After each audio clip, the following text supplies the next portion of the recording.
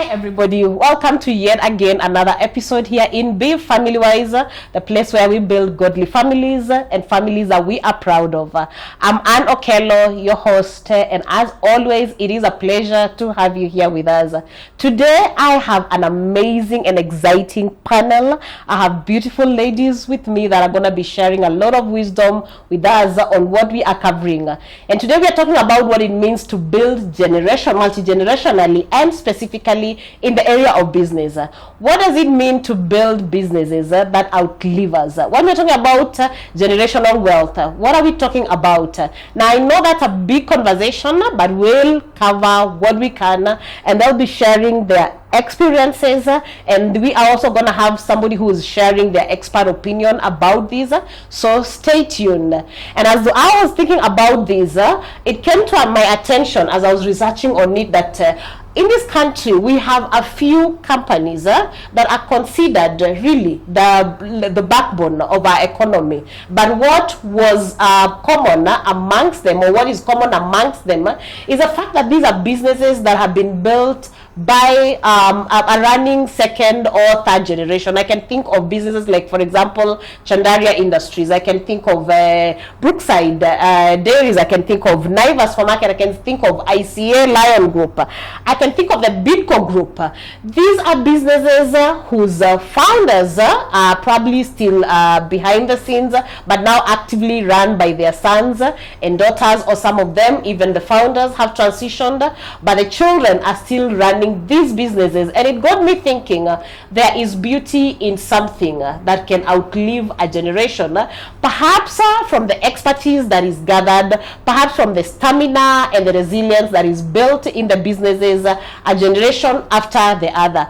But the question that got me into this conversation is this: how is it that so many people, especially amongst us Africans, struggle to build something and pass it on to our children or generations to come? And yet, as a believer, when I study scripture, I see God as a multi-generational God. I look at the children of the Israelites, the Jews, who to date are living the blessing of their father Abraham. Scripture tells us that a good man builds not just for themselves, but leaves inheritance for his children's children. And I know that goes beyond money and finances. To me, it speaks of building in a way that the next generation has a foundation, a better starting point, and the other. So me building for the next two generations, and the next generation building for two others, so that we are a progressive people as our God is, because God is a progressive God. So join us in this conversation, and I'm going to introduce our guests of the day. So today we have Susan, we have Anne, we have Joyce. Two of them are running second generation businesses, and then our third guest is an expert in this area, basically helping founders build in a way that they can build something that goes beyond them. And she also is in a family business setup, and she'll share that with us.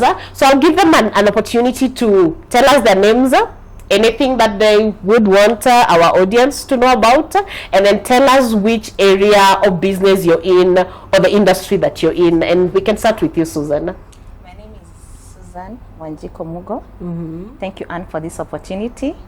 I'm a Christian, I'm a mom, I'm a wife. All right. And I'm a born-again Christian. All right. And I'm happy to be here. Okay, all right. What industry, what industry are you in, or are you working in? I'm in the real estate industry. All right. Okay, thank you, Anne. Thank you for having me here. All right. My name's Anne Moniki, and I'm born again. I love Jesus. A strong believer in generational legacy building. All right. And we're in the audit accounting line of business. All right. Yes. Okay. Thank you, and welcome to our podcast. Thank you, Susan and Anne. Thank you. How about you, Joyce? My name is Joyce Kaima. Yeah. I am a born-again Christian. All right. And My background is in finance Okay. and economics. And right now I work with business founders. All right. I have founded a business that works with business founders Yeah. to build governance structures that help their businesses last beyond them. All right. Thank you so much, ladies, for being here. I am so humbled that you said yes to this invitation, and I'm looking forward to learn as well, because this is not just for the podcast. It's something that interests me personally, because I think of what I've invested in myself, be it business, be it values, be it skills and knowledge, and I keep wondering how to pass it on to my children so that they don't have to start from scratch. Now, let me start with you, Susan and Anne. You both are working in businesses that were founded by your parents. And I want to start by asking, were you always part of the business, or at what point did you get plugged into this, and how?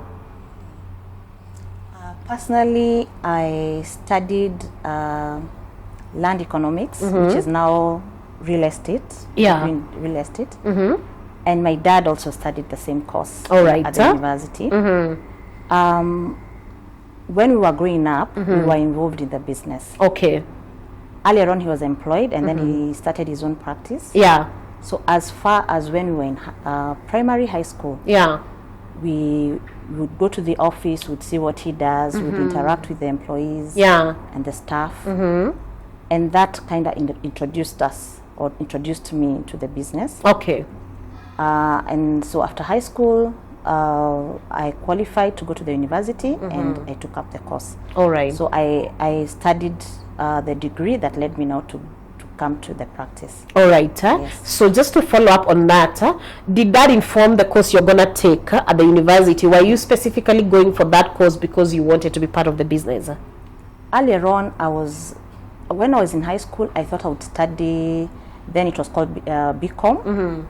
But then I landed into land economics, and that was my dad's decision, but I was not coerced into it. Okay. Yes. All right.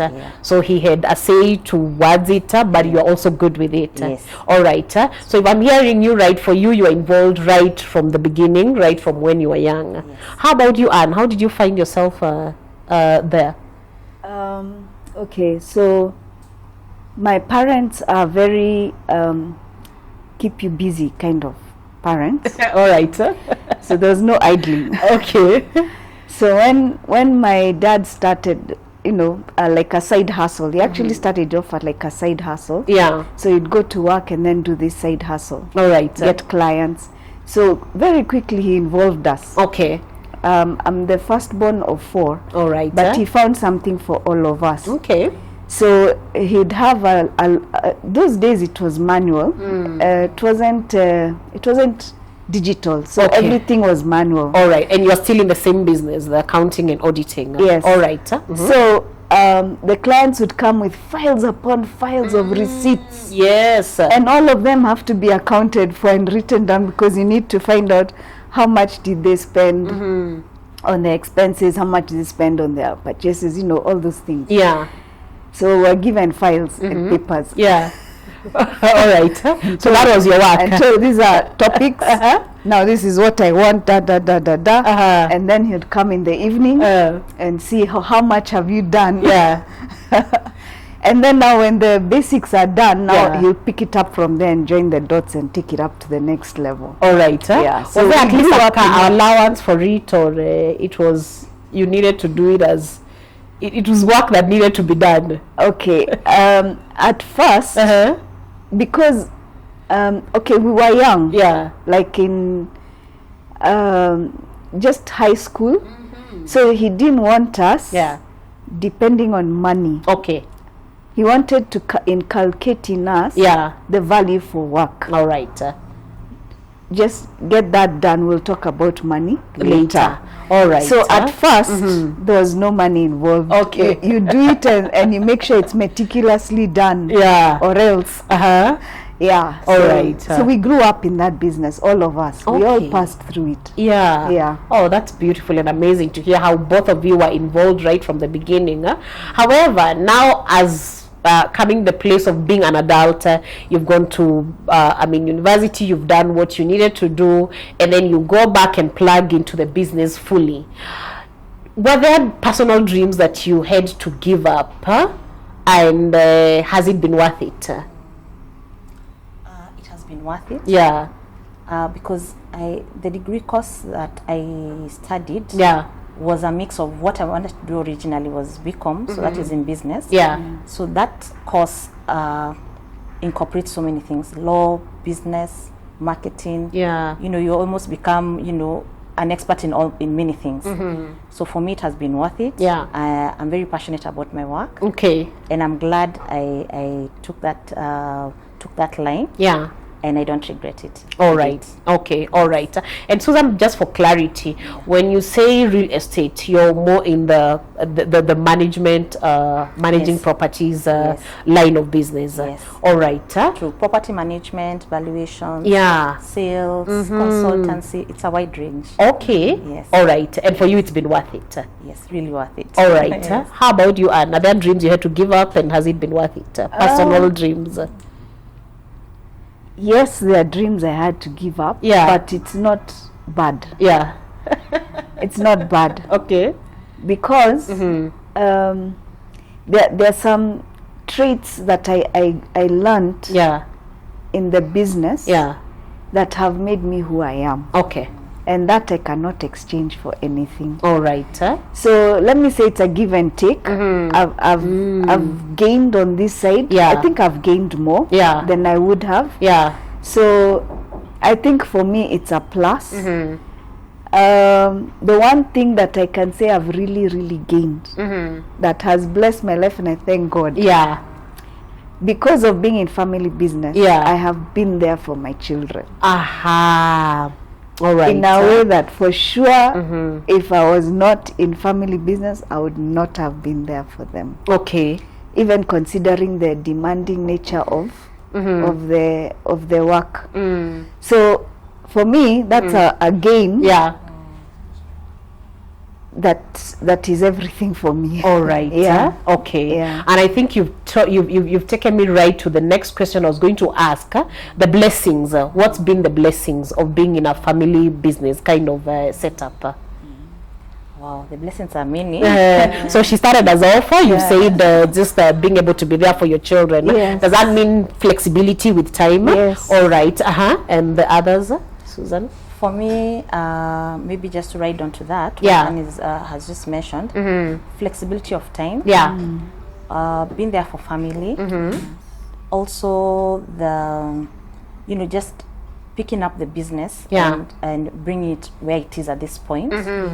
That for me has also been a blessing. Yeah. The other thing is that I've known or realized my gifts as I've been managing the business. Yeah.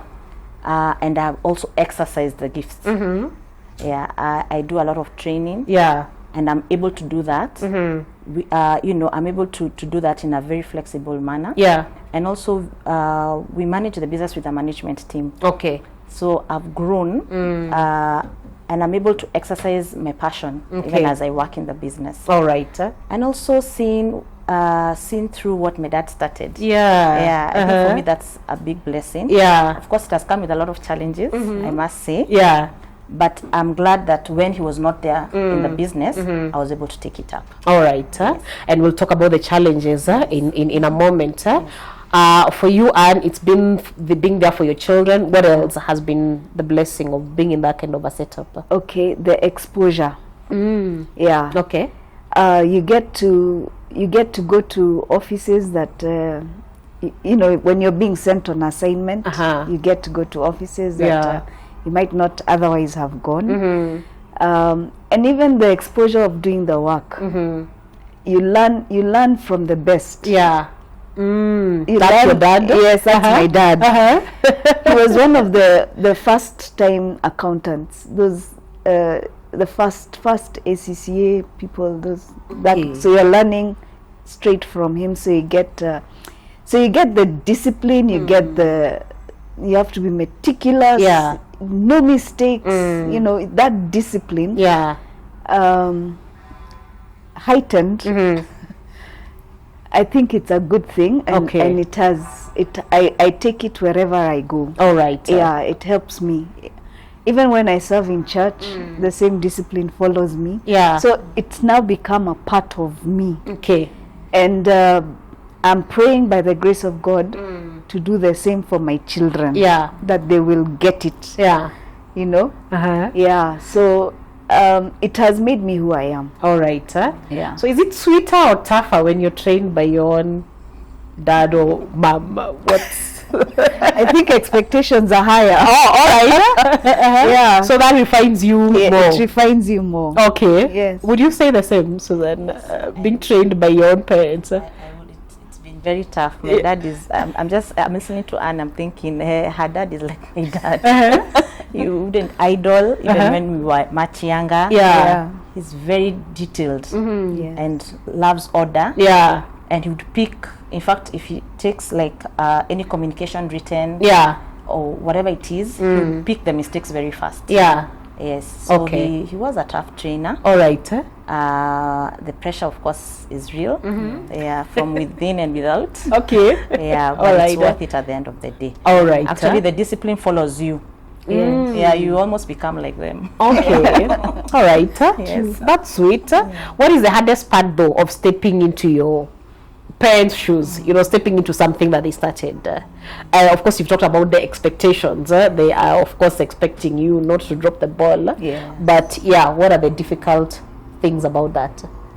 Yeah, for me, especially studying what he studied, back then in the university, that degree course Yeah. was only was only offered at the University of Nairobi, and that is the same university he went to. Okay. So the pressure started from there. Uh-huh. So you get into the faculty. I've already and done that- So the lecturers first know him. Okay. They're either his lecturers or colleagues, usually colleagues. Okay. So they know your surname, they know your so-and-so's daughter. Okay.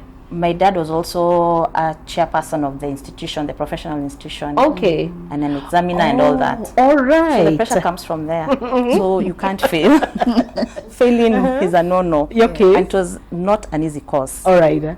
So initially the pressure was especially at the university. Yeah. Then now stepping into the business. Yeah. As I told you earlier, we would come to the office, we were involved. We never idle, you come and you're given clerical jobs to do. So these people you find in the business have seen you for a long time while you're going to school. Yeah. So they were looking at you like, you know, the boss's daughter. Now Okay. you're a colleague. Yeah. Okay. And some of them think you don't know much. All right. So they've seen you as like a baby in the office. Yes. Then now you come and you're a full colleague. Yeah, you're a full Okay. colleague. All right. So that pressure also, but it worked well when you are a team, when you come in as a team member. Yeah. The other issue was, of course, even clients. After a long time, they realize you're so and so's daughter. Yeah. So for them, they are comforted that you're the daughter and things are being done well. Yeah. And they're in safe hands. Yeah. But then they also expect you not to drop the ball at any one time. Okay. And at the same time, you're running you're running and learning the ropes as Okay. well. All right. So you're running and learning at the same time. Okay. So that pressure is there. Okay. Colleagues also, some of them would look at you like now you're coming to check on them. Yeah. So you've been planted there to check what they're doing. To sort of spy and report and prefect kind of. Prefect. Yeah. So that was the other pressure. Okay. Yeah, and also of course the comparison in Yeah. a way that we are different generations. So Yeah. you come in and you're doing things in a certain way and they're wondering, some of them who've been there for long, they're wondering, why are you changing? You were okay. Yeah. The systems were running very well. Yeah. Why do you have to come and bring so many changes? Yeah, so you're not okay, you'll not be liked. Okay. Yeah. All right. Yeah, So you it's had to tough. fight your way through it. It's not necessarily easy just because you're the founder's child. Yes, it's really tough. All right. You fight. You fight and continue fighting. Okay. Yeah. All right. Yeah. How many years later now for you? 20. Okay. Yeah, it's a So long have you time. settled Over or are you still 20. fighting through? No, running a business, when you're a professional and then now running the business, those are two different issues. Okay. Running the business is a tough job. All right. Yeah, so fighting, you keep fighting on. It's still ongoing. Yeah, it's still ongoing. All right. Of course, settled, obviously. Yeah. But challenges evolve. Okay. Things keep changing. All right. And also business dynamics keep changing. Yeah. Yeah. All So right. it's a tough job. Many people think when you're in family business, you don't work. That's another challenge. Some people think you just sit and wait for money to come in. Yeah. But you end up really working. When people are relaxed, you're thinking of how do we change this? What do we do? Yeah. And it's like you're on a mode of, problem solving and thinking solutions. Okay. Yeah. All right. Yeah, so and you're also thinking, I cannot drop this ball. Exactly. All right. Yeah. And maybe So- dad also on the side is watching. Yeah, and the family at large as well. All right. Yes. Okay. For you, Anne, what was what? challenge. Yes. The many times that business had to come first. Okay. All right. At whatever cost, business comes first. Okay. So because it's accounting and auditing, there's that tax time. We also do tax. Yeah. So when it's that season, Yeah. business comes first. All right. There is no you are a child of the family. There is no you have children. Business comes first. Okay. So we must deliver and on time. And you must do a thorough job. Okay. So if it means staying there into the midnights, into the AMs, Yes. working Saturdays, whatever it takes. Yeah. Work first. Uh-huh. You will rest after the work is done. All right. And at first Yeah. it can get to you. Okay. It can get to you. Yeah. But when you understand, Yeah. you just flow with it. I All remember right. there was even one time deadlines.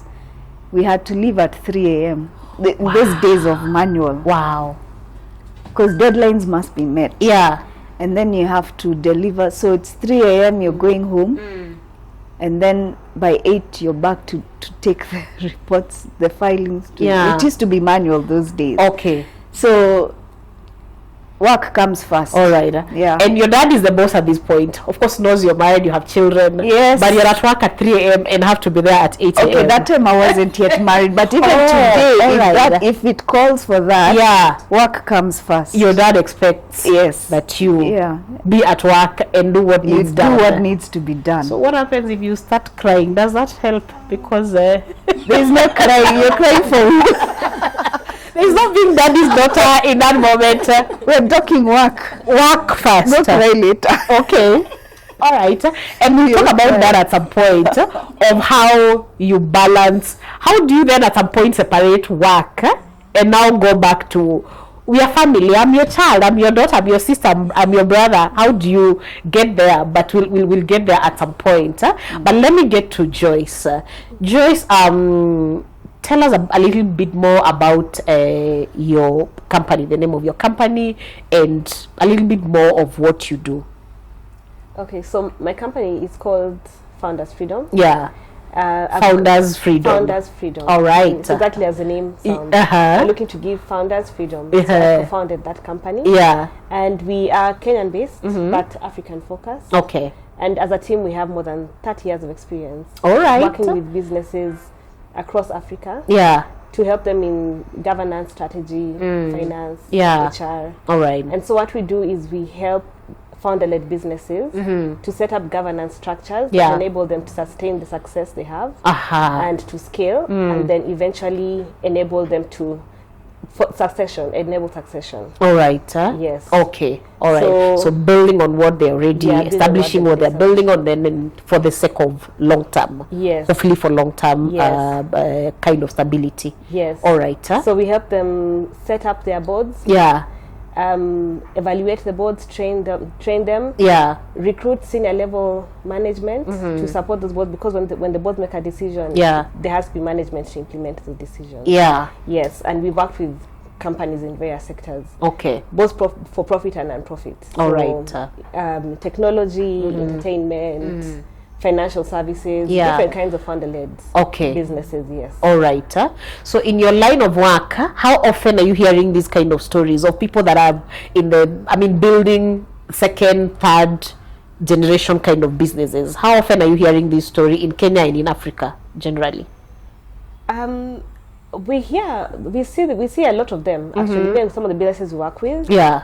we have second and third generation. Oh, involved. that's So there are good. some companies where you find the grandparents, the parents, the children. Yeah. Yes. All right. Involved in the business. That's quite encouraging. From what I hear from Anne and Susan, Yeah.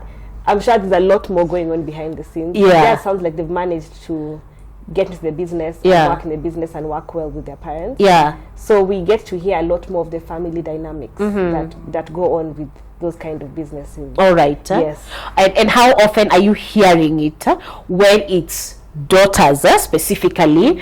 And this was intentional for me, by the way. I wanted to hold this session with girls. I would want to do it later, maybe with men who are also running businesses that their parents founded. And if you know somebody, by the way, you can recommend them to us. We'll leave an email at the caption section, and you can, so that we continue with this conversation.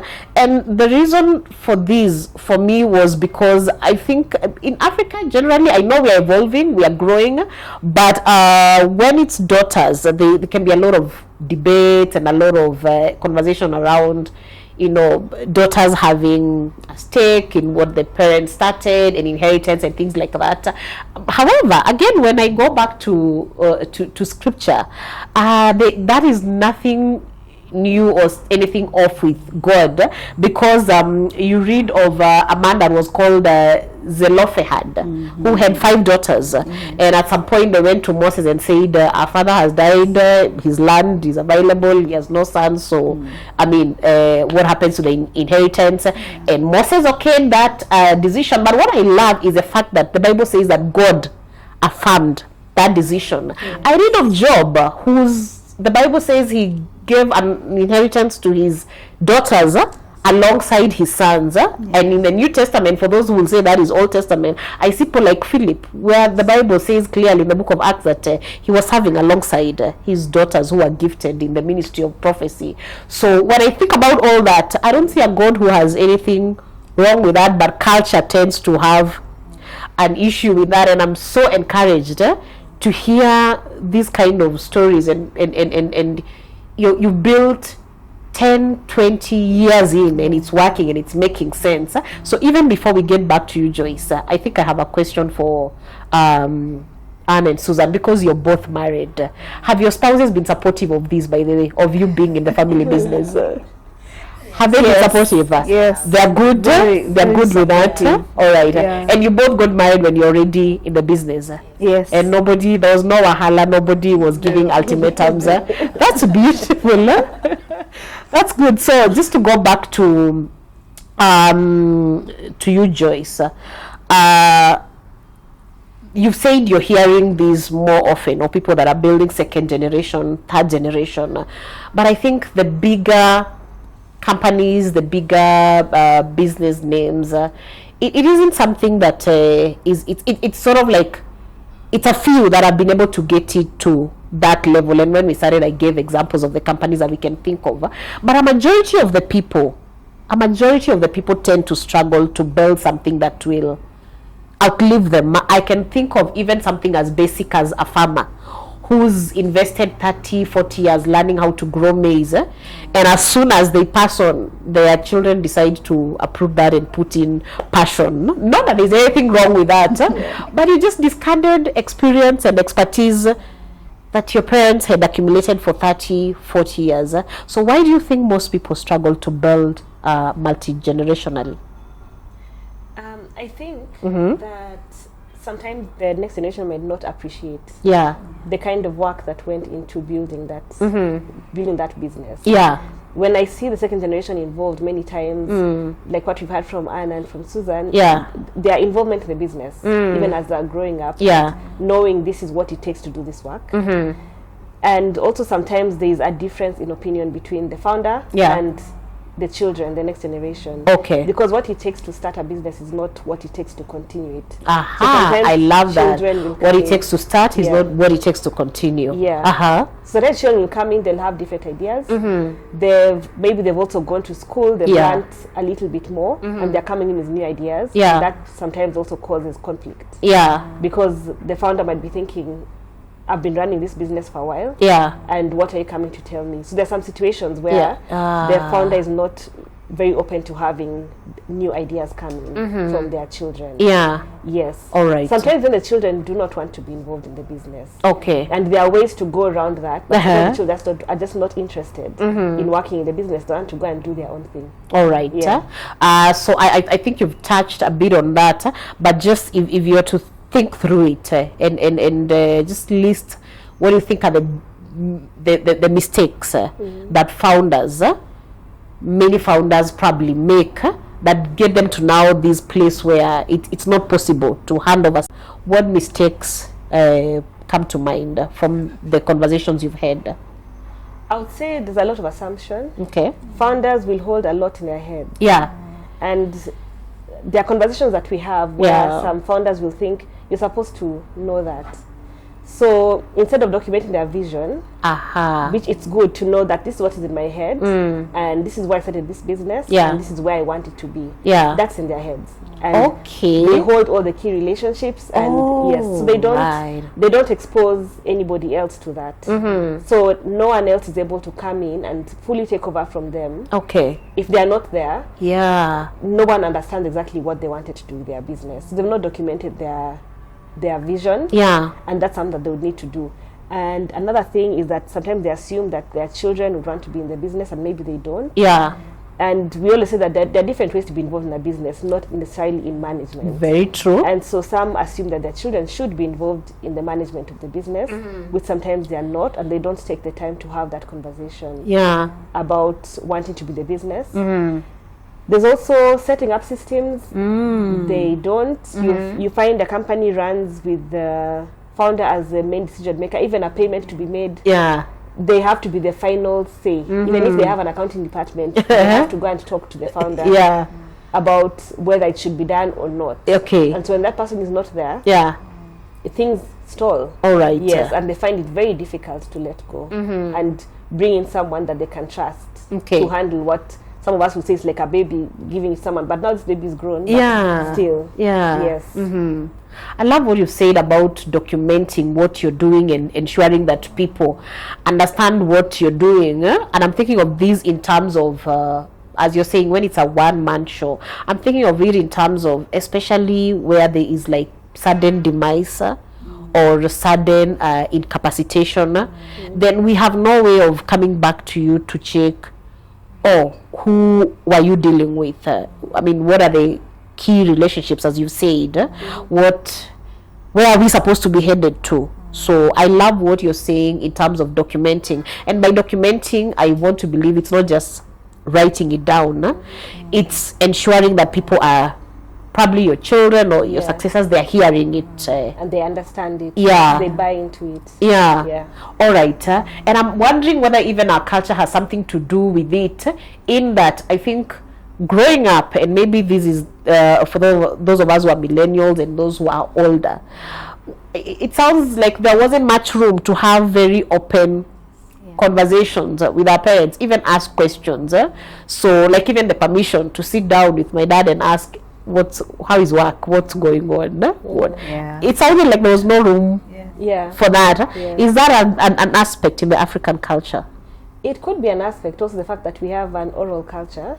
Yes. So like you said, children asking their parents might not be, it might not be easy, but something interesting I have observed, I noticed recently, was that some of the companies that we've worked with that have managed to do this succession successfully, third generation are involved, and you'll hear about a grandchild having access to their grandparents, and it seems the conversation is easier. Like when you skip the generation, the conversation is easier with the grandchildren. So you find a grandchild who had a lot of conversation with their grandparents, and so they really buy into what their grandparents are doing and are able to take it and move it forward. So maybe that's something we should be looking into. About grandparents passing on to their grandchildren. Even could maybe with the children, it's a different kind of dynamic and different kind of relationship. So having room for maybe skip a generation here where the relationship is yes, I don't know what it is about it, but some the next generation seem to have an easier time. Yeah. Yes. Maybe the grandparents are softer towards the grandchildren and would want to share more. I don't know. Yeah. Yes. And the grandchildren also, they don't fear their grandparents, so they can ask questions. My child can ask my dad questions that I was not able to, but there's something else that you've also said that I'm gonna take with me, and that's powerful. That we are largely an oral culture. So maybe also think about the shift of being people who document in terms of written, and what is it? Not just written, but things that can be traced, can be referred to. Yeah, but going back to that, let's talk about values a little, because I want to believe by the time a founder is passing on or is able to pass on a business to the next generation, it's not just the business. There must be things, there must be values that make it possible for the other people to be to receive it and be able to run with it. And I'm thinking about values. So for you guys, what are those things that you think your parents passed on that is even bigger than money? That have helped you solidify the vision and continue to build. For me, I would say, no, my dad was in, his practice was more on services. Okay. My mom had a business, but on goods. On goods, basically selling. Goods. Okay. Goods. So that is so we had both dynamics. All right. So your parents are running two different businesses. Yes, two different businesses. All right. Did somebody take over mommy's business? Yes, we actually did. Yeah. Yeah. So unfortunately, she passed on when we were in campus, and we took up the business up to date. Wow. So you guys have taken over mom's business and dad's business. Yes. That's quite something. We thank God. All right. That's for His grace. And we are all involved, even in our practice. Yeah. My other siblings are in other professions. Okay. My brother is a lawyer. My sister is she's an auditor. Yeah. Yeah, so I have a brother who's an engineer, so they're all involved. Okay. Even when we're changing systems, I kind of find myself referring to them and telling them, we are doing this, they say, why can't you do this? Yeah. Or they note something and now they communicate to me and then I'm able to implement it. All right. So back to your question. Yeah. My dad and my mom were, their work ethic was just brilliant in terms of, one, hard work, integrity. My dad, client comes first and the client's money is the client's money. That we have had since we were in primary school. And for us, we work like a bank because we hold a lot of rental income, or rather what rental monies that we collect from tenants on behalf of our clients. So my dad was very intentional that money is not our money. Yep. And he kept saying that what you see on paper is clients' money. So for us, for me especially, that has always rung in my mind that this is not our money. Yeah. So client comes first. The other issue is hard work. My mom was a hard worker, my dad the same. We never saw them at home. Okay. In terms of idling or whatever. Yeah. Go to work, come, they rest and all that. Yeah. Never skip work because they were running their own businesses, but they didn't have that luxury of time in terms of just staying around and idling. So it was putting in the hard work daily. Okay. The other issue is on honesty, basically the integrity bit. Yeah. That for both of them, huge. Okay. In terms of respect, PR to clients and all that, those are values that they've passed down to us. Humility.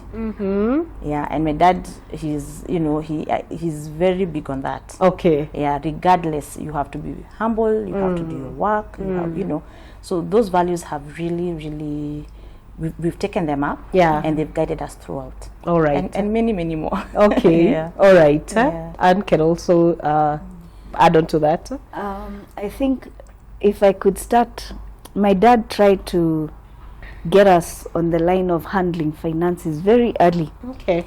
Like, in those days, when we were young, bread was 5 bob. Okay. Right? All right.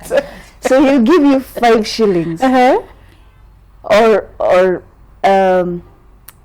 okay, let's say he'd give you 10 bob, and then explain what are you going to do So you say, I'm going to buy bread, and maybe there was milk that was 2 shillings. How much change are you bringing back? Okay. Right. Then you go to the shop, buy whatever it is that you had agreed, and come back. Let's count. Okay. So there was no buying sweets. There was no buying sweets. If it was not agreed, then you're not buying. Yeah. But the whole point was to show you, be honest. Okay. In your handling of finances. All right. And that thing grew with us. Likelihood of us just spending anyhow. For us, at least for us, I know it's not there. Everything has to be planned. All right. You can buy a lollipop, but that's 20 bob. But by and large, we were taught how to manage our finances. Okay. Because we saw him do it.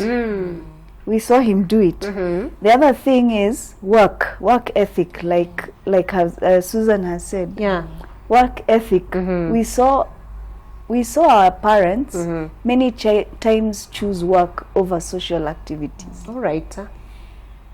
My mom also had a supermarket, a mini supermarket. Okay. And my dad was doing his auditing. All right. So I was in the middle, one time here, one time there. That's interesting. But you both have the same background. So mommy and I are yes. So there are many like family functions. Work first. After you finish the work, now go. So meaning we'd have family functions and people are meeting, say at lunchtime. Guys are on, and we are all looking forward. Yeah. But work must be done. Okay. So we would clock in at 4. when the work is done. All right. Work always came first. Okay. And we got that. All right. And we understood it's true. Yeah. If you don't work, if you lax on it, then what are you expecting to eat? So we saw the logic. Work comes first. Okay. And that has caught on with me. All right. So the work ethic, it was really stamped on us. All right. Yeah.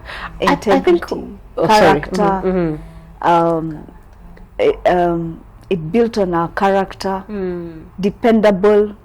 Then again, because you're working with family members. Yeah. There's a way you're there for each other. There's a way you're there for each other. Through thick and thin. Yeah. So it formed another depth of family bonding. Like if I can give an example with my mom's supermarket. Yeah. I was the one on the base. Okay. My brother was the purchasing manager. All right. So you also are working in mommy's business, right? My other sisters helped out with the management also, like that. So if anything goes wrong, my dad is doing the books. So where is this? What's not? So your dad was doing books for mom's business as well. Yes. Oh my goodness! You guys all over each other's give an account. And I'm not joking. It's not a joke. Wow. Yeah, you will account for any loss. Your house was one serious boardroom. But it really helped us. We learned some basics that you never really catch from textbooks. So even now when it comes to going, like when we go now to get formal jobs, you list it there. I worked in my family business. Yep. And they will ask you, it will be a very good base for you to get a job later. Yeah. So I think what I'm picking from you two is that what is built in you when you're young stays with you for forever. Yes. Actually, because the things that you learned when you were growing up, then they become your pillars. They become your anchors even now, and how you run the business. So for you, Susan, you said it's been 20 years of working in the business. Would I say full-time?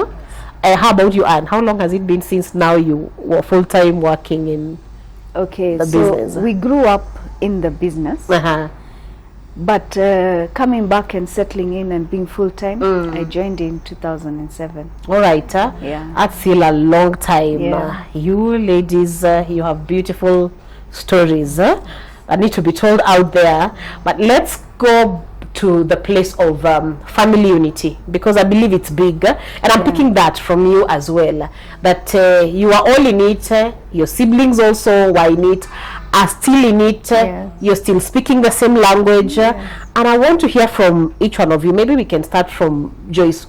How important is family unity when it comes to sustaining generational businesses, investments, or whatever legacies it is that you're trying to build as a family?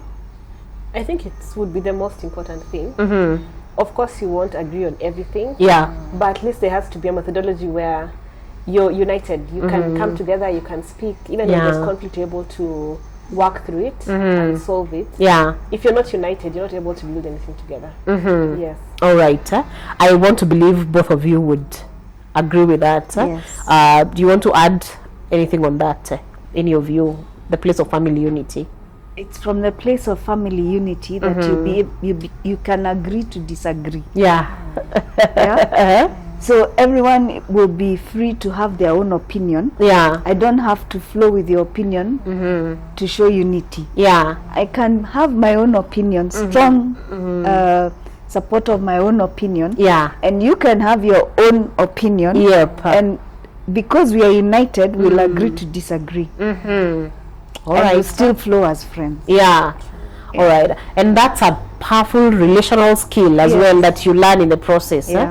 The place of agreeing to disagree, but we are still headed in the same direction.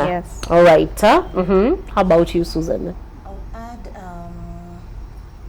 unity also comes in when you're talking.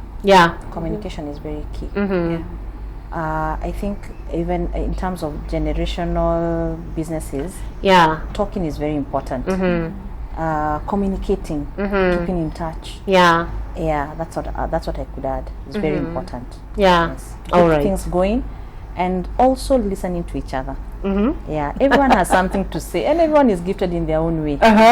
So if people would embrace that, it would make things better. All right. And you have to accommodate everybody's voice. Your parents, your siblings, everybody has to be accommodated. And I think I would love maybe Joyce to speak on to that, the place of structures now in policy. How does that come in to keep the flow going? As she's saying, we might not agree on everything, but we are moving in the same direction. What is the place of structure, policy, and those kind of frameworks to keep that going? Structure, policies, they help to, first of all, when a vision is documented, you all know where you're headed. So when you bring in structure, it's good to know that we say there are 3 levels of decision making in a business. There's the ownership level, there's the directors level, and then there's the management level. So that's, you said owners, the owners level, the directors, and then there's the managers. So with that structure, you're able to know where everybody fits in. In a family owned business, and it's multi-generational, some people might be working at the management level, some people might be acting as directors, some people might be on the board, some people might be owners who just get reports from the board, and they're not involved in the day-to-day activities of the organization. So it's good to have those structures in place so everyone knows where they fit in realizing the vision of the business. And of course policies have to be in place so that things run in a consistent manner, because very many of us, of course, when you start a business, you're not running it professionally, but in order to move your business from just making business decisions at like the dining table, so to speak, you need to move to a more professional way of doing things, and that's where a policy comes in, because there needs to be some kind of consistency. You need to be compliant with different things, with regulators, and just making sure that your business runs professionally. Because when you don't run professionally, of course now the family dynamics are going to come in and interfere. But you need now to be able to separate between the family and the business and do things for the good of the business. Even if, like how you can say, maybe at home you might not be agreeing, but the business still needs to run. That's an interesting one. So we can fight at home, but when we get to work, Yeah, they need to know where they plug in to realize that vision. All right. And that's a good place you've gotten us to, because I want to ask, when you're living like this and working like this, at what point do you separate family and business? At what point is dad, mom, and at what point are they boss? And I say that because I think there are times I've spoken to you, Susan, for example, and I've had you calling your dad chairman, which I find honestly, I find it very admirable in terms of, even as a child in the family, you're not walking around with entitlement. You still honor him as your boss, so to speak, your senior, so to speak. And I find that very admirable, because I think sometimes also working in the family business as children, for example, it can be easy to get entitled. But how you speak of your parents with a lot of respect, even as your bosses, and in terms of their views and their input, I find that quite admirable. But at what point does dad stop being sir or chairman to now this is dad? How do you separate, or mom, how do you separate that? When you're doing work, they are boss. You toe the line. And then when you get home, now you're their dad or mom. Okay. But as long as it's at the work environment, it's business. All right. It's not family in business. Okay. It's business. All right. They are the boss. You're the employee, so to speak. Okay. So you toe the line. All right. Yeah, and when you do things that way, if they give you an instruction, follow through with it. Yeah. If you don't, they will come. They're supervising you, and they will come for you. Exactly how they do it if it was another person who was working there. Yeah. So for us, we learned early. Okay. Yeah. When it's work, it's work. All right. You want to discuss family issues, we meet at home. Okay. And discuss family issues there. All right. To your dad. But for now, he's boss. Can you report your dad to HR, for example, when he's mismanaging you? Okay. When you have disgruntlements as an employee or as a co-owner, can you report them to the HR? At that point, if HR is mom. So HR is mom. Oh my goodness. Okay. And the two are one. You're creamed. Okay. So just toe the line. All right. How about you, Susan? In fact, we were discussing off camera, and we were discussing that topic. Yeah. For us, we learned early. Okay. If he was in the office, he's in the office, he's the boss. Okay. Quite early. All right. We struggled with it at some point, because we were wondering, why is this so serious? So over time, we had to get used to it. All of us. Yeah. So when I came in, it was not as hard, but it used to confuse me. At what point do I now, when is in my boss? And then now in the office it was not as in the office it's formal. Now when you get home, I'm like, okay, now switching. It's not easy. Okay. It's not easy, because for of course now our dads and our generation, or rather their generation, he'd obviously start with work. He'd see me, I think even up to now. Once he asks about his grandchildren, the next thing is something to do with a client. Okay. Yeah. All right. I'm already used to that. You're used to living with that. Yeah, I'm used to living with that. All right. But for him, it was, we learned early when you're in the office. Yeah. He will not even give you, in fact, I think he will treat you so seriously. Yeah. And the others wonder, are you guys related? Yeah. I think it was intentional. Okay. It didn't augur well then, but now I understand it. Yeah. Okay. So that I think it was a training not to mix up issues. Yeah. So when you're in the office, you're on work mode. It's office work. Yeah. If you have to deliver, you have to deliver. Okay. Yeah, and you won't get preferential treatment, because I think for us, in fact, my dad was hard on me, to be honest. Okay. Hard, as in harder than on the other employees. I think maybe it was. I tend to think sometimes we discuss it with my siblings, and we say maybe it was a way of covering. So that he also, even him, he has to balance. Yeah. Maybe for him it was also for him not to, to slip to the other side of family. Okay. But it was a good training for us. All right. Because it sets also boundaries, which are very important. Yeah. Even now I work with my other brother who is an engineer. Yeah. And when we are at work, Yeah. you find that we switch automatically. Yeah. I mean, this needed to be done, this needed to be done, we check on this, have you Yeah. done it? We're on work mode. Okay. Yeah, basically. Even my other brother who is a lawyer, Yeah. call me, we are doing this client, this, we're on work mode. Wow. Yeah, so it's like we grew into it. Yeah. So even siblings now, you know, Even, this is work. Yeah. This is so if when you're going to see dad as chairman and you're going to see dad as dad, are you dressed differently or do you walk in with a different disposition? You switch those conversations depending on how things are going. Because they have to, but then naturally they have to mix up, Yeah. those conversations. Yeah, because of course we like now for me, I don't see him every other day. In fact, I don't see him every other day. So when I meet him, Yeah. he get that opportunity to ask me something probably he had not asked. Yeah. If we had not had a meeting, the formal meeting. Okay. So for now, now it's obvious. I know when we meet. Yeah. Even me, I'll have to ask. Maybe I'll pick up on something that Yeah. I'll pick up with him. But it started with him, and then now it comes down now to now the siblings, his children now. Yeah. As siblings, when we are working together, Uh-huh. it's very easy. And we Okay. are also clients. Our siblings are they also have property we're managing, so they're also clients. It's a mix of everything. They're also your clients, and that's a powerful thing because it means they trust the business Yes. that level to also allow you. Yes. You know the way we say in Kenya and in Africa that we cannot employ our own. Yeah. You can't employ your sibling. You can't employ your family members. Yes.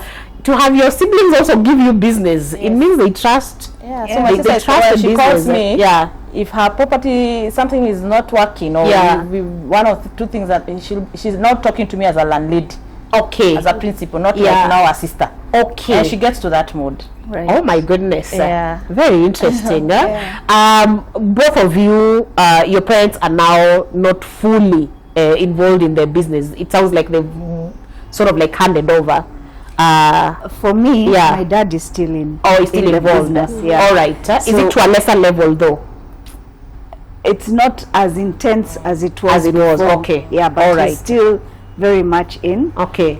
Work is his life. Okay. All So right. if you separate him from work, Yeah. You okay. it just doesn't connect with him. All right. So for him, he has to work. Okay. Yeah, and like Susan was saying, I have a sister who does insurance. So all matters insurance.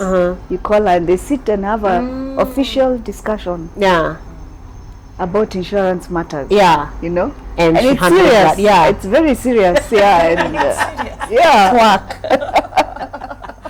All right. Also, my dad is still in, on a lesser level, of course. Yeah. But still in terms of business, in terms of clients. Yeah. It's only that now he's behind the scenes. We are the Okay. ones who are at the front. All right. Yeah. Okay. All right. That sounds like a conversation I want to have another time of how that transition happens. You know how that is quote unquote uploaded just bit by bit by bit. And I wish it would be possible to hear from their perspective as well of what it means to trust your child to that level and hand over, as you call it. This is like your baby. Yes. You build, and must be a lot of trust also. It must be very affirming as well when your parents can trust you to that level. So Joyce, I'm thinking about this whole conversation we've had, and I'm thinking that people might be listening to us and they're thinking this is so far-fetched. This is for families like this where they have done it from, you know, way past.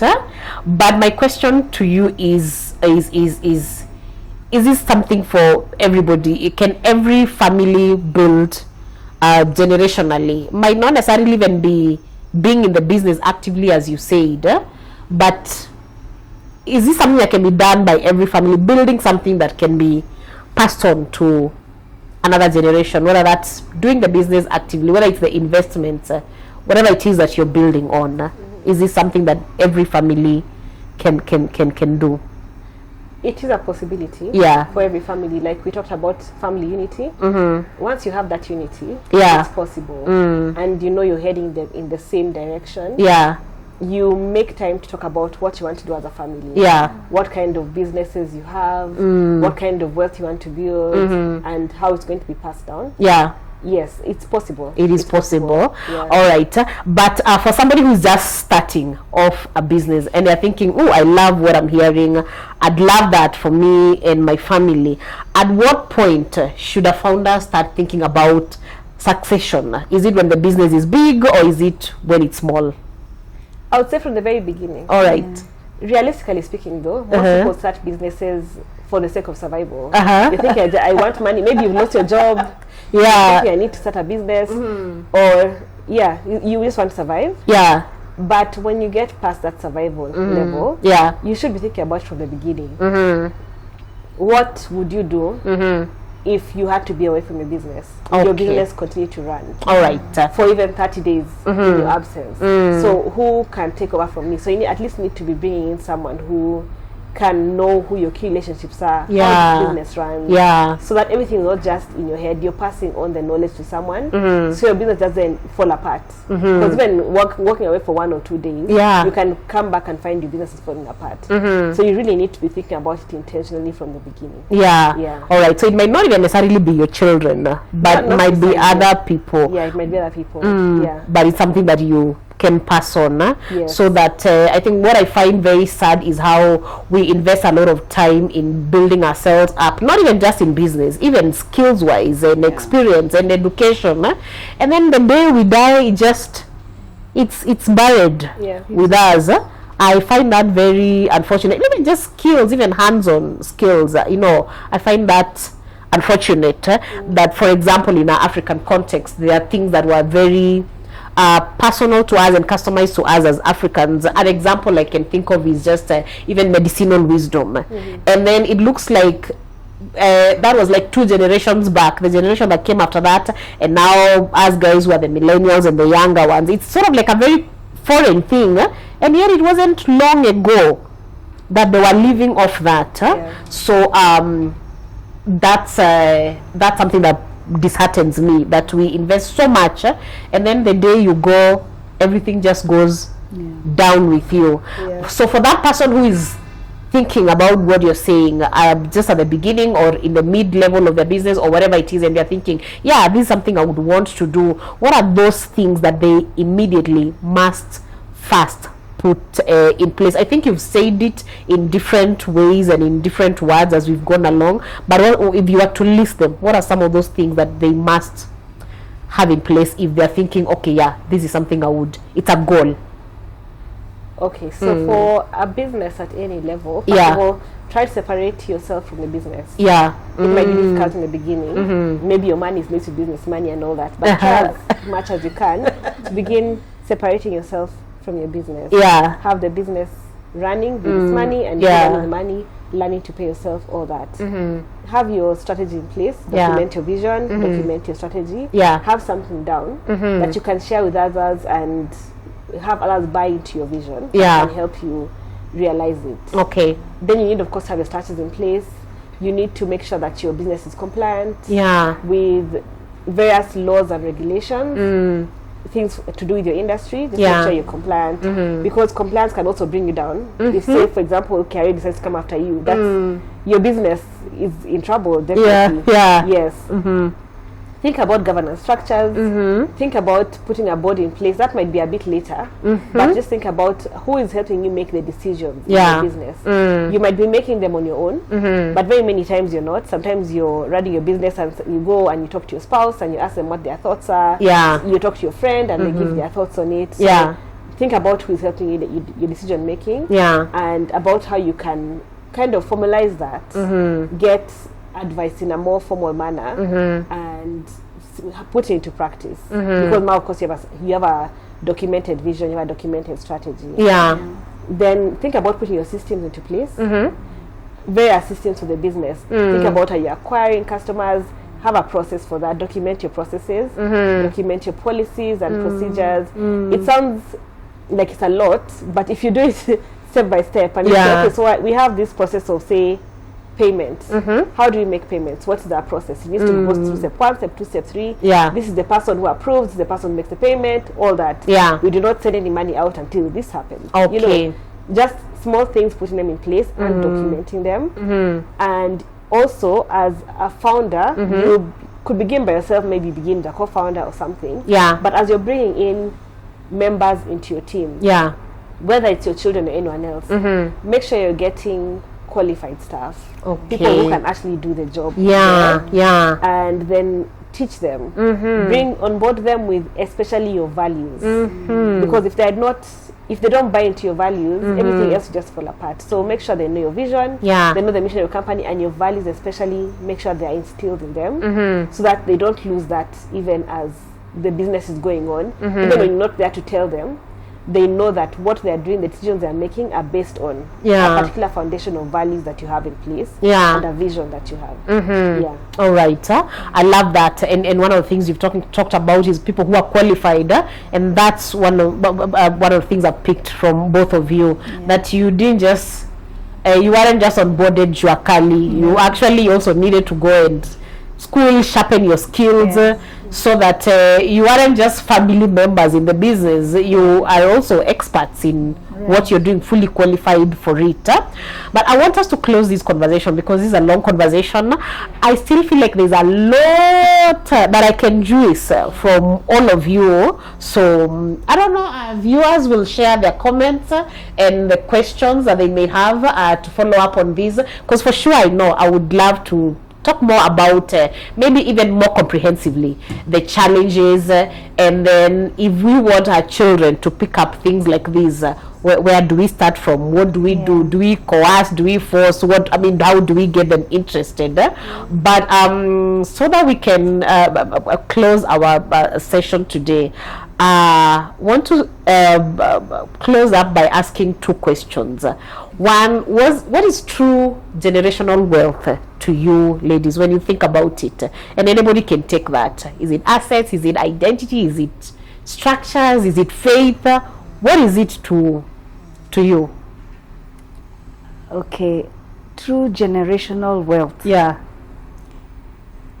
To me, wealth. Yeah. Wealth is more than money. Yep. Okay, money is part of it, but it's not everything. Yeah. So there's the aspect of creating wealth, and there's the aspect of sustaining it and maintaining it. Yep. So to sustain and maintain needs character. Okay. All right. You can have money, but if you have no character, in 1 year it'll be gone. It's gone. All that work that was put in by generations ahead of you, in 1 year, it will be finished. But if there is investment in the skill, let me call it a skill, of wealth creation, and then there is character that has been formed in you by those ahead of you, and you have those two, and you have a vision. Okay, let's put God inside there also. I think with that now, to me, that is generational wealth. Okay. That now becomes a legacy that you can say you have passed on to your generations. To the generations after you. All right. Any additions on that from either of you? For me, I've had the privilege of managing properties that are owned by various families. And currently, I am seeing now us managing properties when parents have passed on, and now we are dealing with the second generation and even third generation. Okay. And one thing I have learned from them now, just switching it, adding to what and said that, is sustaining it and building it, or growing it, takes a lot of hard work. Okay. But I feel like parents make a mistake. They need to be very specific, even when you're sharing out that wealth. Some stays in the family, some is divided. They need to be very specific. Who takes what? Okay. So if it means having a will and a specific will, that is very important. Because I've seen parents pass on and families that were together are not together. Okay. Or wealth is just mismanaged. Or not even necessarily mismanaged. People have different ideas. Or conflicts start. Some are more entitled than others. So I feel the biggest mistake that parents are making, and now we are also parents. We need to be very specific. I mean, even in sharing it out. Yes. Okay. So that even as it is being sustained and even adding to what our parents have put in. Yeah. If we are inheriting, then it's very specific. It is the parents are very specific. All right. To avoid conflicts, because one of the problems we have is that the wealth is mismanaged or it's not grown because parents are not specific. Okay. Yeah. All right. Yeah. Does it go back to what Joyce is talking about? Document. Yes. Everything. Don't assume. Don't have things in your head that you're not telling anybody. Yes. You want to say something, Anna? Yeah, I'd like to give an example. My grandmother divided her wealth while she was alive. Okay. So if there are any issues, Yeah. they rise up while she's there. She sorts them out. Oh, all right. So by the time she transitioned, there were no issues. Okay. Yeah, there were no issues. All right. Everything had been settled. Everything had been, yeah. So start early. Yeah. All right. It's very important. Actually, most of the families I have seen, they divide the parents divide the wealth when they're still alive. And when you do it that way, the conflicts arise when you're there and you're able to sort out. Exactly. Okay. Yes. All right. And there's clarity. Yeah, and there's clarity. All right. How about you, Joyce? An important aspect of generational wealth, I would say, is mindset. Okay. And I don't know where mindset fell apart for us Africans. Okay. Because I see that we have not a bit of a challenge, actually a big challenge when it comes to maintaining stewardship of what we have. Yeah. We need to be good stewards of what we have first. And one thing my parents, especially my father, would always tell me that a generation, you should not come and stay in the same place that the generation before you was in. Yeah. So if he says if your parents, your grandparents gave your parents education, at least for your children, add something. Of that. Every generation should add something to what was there before, while maintaining what is already in place, not having things falling apart. Because I look around us and see some of the things, and just general things, you go and see properties that were left and people just do not take care of them, but they want more. So if you cannot handle what's already there, what are you trying to build? Even God will look at you and say, you're not being a good steward of what I've already given you. Why am I going to give you more? Yeah. So when it comes to business, you look and a family has built this really good business, it's doing well. Yeah. You as a child coming in, a grandchild coming in. Yeah. You're thinking of, instead of maintaining that and adding onto it, you want to destroy, because some people come in and destroy, you just want to come in and take. Yeah. So I think an important part is to change our mindset and think of ourselves in a way that, one, we can do things in a way that we are united. It's not just about me. Yeah. And also, like the boss mentioned, about character, about discipline. Yes. All that we need to develop that kind of mindset for ourselves and realize that the things that have been built are important. Saying things like, "Oh, you're still working for your father," no, that needs to change. Yeah. We need to realize that it's important to build things that will last. Yes. I agree with you. And God is a progressive God. Scriptures talks about how we grow from glory to glory. So God is not a God of stagnation. And so every generation, I believe God has equipped them to do better, but sometimes we are setting them backwards by not being prepared for them. Now, generational businesses might not be for everyone, but I believe generational wealth is something that everybody desires. I mean, we hear this word thrown around left, right, and center. So, and that's something that I believe everybody desires, that you can have something that outlives you, something that sets a foundation for your children or your children's children. So if you had 30 seconds with a founder who wants their business or investment to outlive them, what would you tell them? Let's start with Susanna. What would you say? Wow. As a closing remark. Tell them to, in addition to what just talked about structures and all that, in regards to their families, they need to start early. Yeah. They need to talk to their children or spouses. Yep. And have open conversations. Yeah. and listen to them. I think sometimes founders have, and we were speaking while off camera, founders have taken a lot of pain to build, and sometimes they're scared, they control a lot. Because they, and I understand why. You build it with a lot of pain, and you don't really trust that these other people understand what you went through. They understand. The only issue is that have open conversation, hear from them. Because founders control, and they have ideas in their heads also. So it's good to have open conversation and also listen and hear what they have to say, your children, spouse, and all that. And trust that this wealth can outlive you. And it actually can be maintained. I think there's that fear also for founders. I think that's what I would say for now. All right. Okay. For me, I'd say founders have given their everything, literally, their everything to make this happen.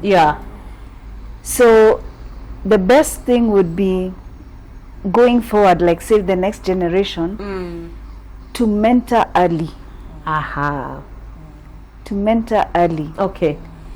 When you mentor early, like for what our parents did, making us grow, introducing us into the business early. The values are caught as you're working together.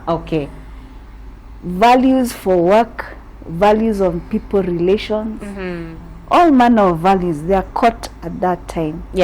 So when the next generation is working with you, you know, you're working together, such that when the time comes for one to ease off, the other one has already been groomed and they are ready. But for you to do that, it takes intentionality, meaning from the very beginning you have to have known what you're doing. Intention has to be there. So when you do it that way, whether they come back or the next generation comes back or not, you'll have invested in them. And in most cases, at least to them, the ones that I know, even when they go out and get employed, after getting the experience, they come back and make it richer and move it on to the next level. So for me, it's mentoring. And mentoring early. All right. How about you, Joyce? Well, first I would appreciate the founders for starting something. And I would want a founder to understand that all that blood, sweat and tears should not go to waste. They should make an effort and to at least live beyond them. I know the idea of our mortality is very difficult to think about. We try not to say it. Like how dare you say I'm going to be dead one day? But that's the truth. I would tell a founder to stress test their business while they're still here. So many founders have their business as their identity, and that's why it's difficult to go. One of the most important questions is, when you step away from your business, what are you doing? What other activities are you involved in? Are you volunteering somewhere? Are you offering your advice somewhere? Are you speaking? Are you mentoring the next generation? Find something that will help you step away from your business. So when things begin to go wrong, and they will, you can see where the gaps are and fix them. Instead of it being an emergency when you really are not there to address it. All right. Oh wow, that's a lot of wisdom. That's a lot of insight. This conversation was fast for me, by the way, even before the audience, because I you know, as I think about these things, I also think about myself and my husband and the children and what we'll build, and think about why put all these in place if then it will not mean something for the next generation. But I picked a lot, and thank you so much, ladies, for your time. Obviously this is not the end of this conversation, so at some point we'll talk about it more, and thank you for sharing so personally, so authentically, Susan and Anne and Joyce. And for those who probably are thinking of starting, or this sounds like something that they're nodding, you're nodding and you're thinking, but where to start, where to begin, you can speak to people like Joyce, and we'll leave how you can find her at the caption description place. But please leave your comments, leave your questions, leave your feedback. Tell us whether these are kind of you'd want to have more of these conversations, and what aspect of it or part of it, you would want to hear more. But thank you so much for your time. I am Ann Okello. As always, in this space, we build families that glorify God and families that we are proud of. And so until next time, stay blessed. Thank you.